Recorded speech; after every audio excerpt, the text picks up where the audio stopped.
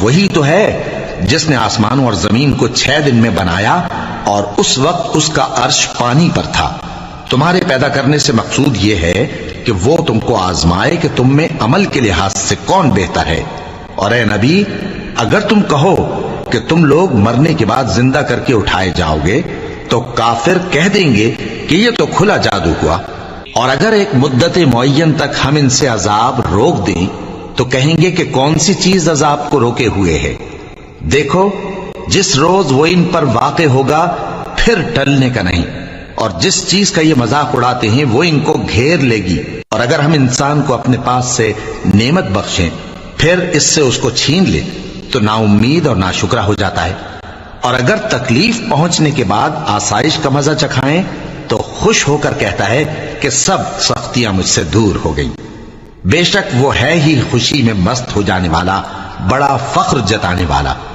ہاں، جنہوں نے صبر کیا اور عمل نیک کیے، یہی ہیں جن کے لیے بخشش اور اجر عظیم ہے۔ تو شاید تم کچھ چیز وہی میں سے جو تمہارے پاس آتی ہے چھوڑ دو، اور اس خیال سے تمہارا دل تنگ ہو کہ کافر یہ کہنے لگیں کہ اس پر کوئی خزانہ کیوں نہیں نازل ہوا، یا اس کے ساتھ کوئی فرشتہ کیوں نہیں آیا۔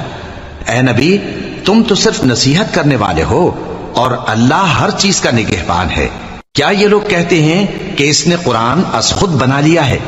کہہ دو کہ اگر سچے ہو تو تم بھی ایسی 10 صورتیں بنا لاؤ، اور اللہ کے سوا جس کو بلا سکتے ہو بلا بھی لو۔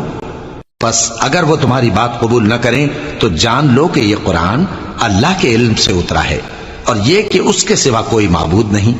تو کیا تم لوگ اسلام لاتے ہو؟ جو لوگ دنیا کی زندگی اور اس کی زیب و زینت کے طالب ہوں، ہم ان کے اعمال کا بدلہ انہیں دنیا ہی میں دے دیتے ہیں، اور اس میں ان کی حق تلفی نہیں کی جاتی۔ یہ وہ لوگ ہیں جن کے لیے آخرت میں آتش جہنم کے سوا اور کچھ نہیں، اور جو عمل انہوں نے دنیا میں کیے سب برباد، اور جو کچھ یہ کرتے رہے سب ضائع ہوا۔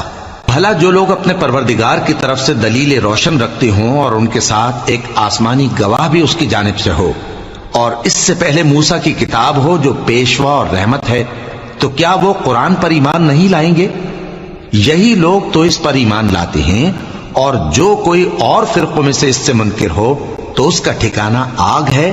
تو تم اس قرآن سے شک میں نہ ہونا، یہ تمہارے پروردگار کی طرف سے حق ہے، لیکن اکثر لوگ ایمان نہیں لاتے۔ اور اس سے بڑھ کر ظالم کون ہوگا جو اللہ پر جھوٹ باندھے؟ ایسے لوگ اپنے رب کے سامنے پیش کیے جائیں گے اور گواہ کہیں گے کہ یہی لوگ ہیں جنہوں نے اپنے پروردگار پر جھوٹ بولا تھا۔ سن رکھو کہ ظالموں پر اللہ کی لعنت ہے، جو اللہ کے رستے سے روکتے اور اس میں کجی چاہتی ہیں، اور وہ آخرت کا بھی انکار کرتے ہیں۔ یہ لوگ زمین میں کہیں چھپ کر اللہ کو ہرا نہیں سکتے، اور نہ اللہ کے سوا کوئی ان کا حمایتی ہے۔ اے پیغمبر، ان کو دگنا عذاب دیا جائے گا، کیونکہ یہ شدت کفر سے تمہاری بات نہیں سن سکتے تھے اور نہ تم کو دیکھ سکتے تھے۔ یہی ہیں جنہوں نے اپنے آپ کو خسارے میں ڈالا، اور جو کچھ یہ افترا کیا کرے اور عمل نیک کیے اور اپنے پروردگار کے آگے عاجزی کی، یہی صاحب جنت ہیں، ہمیشہ اس میں رہیں گے۔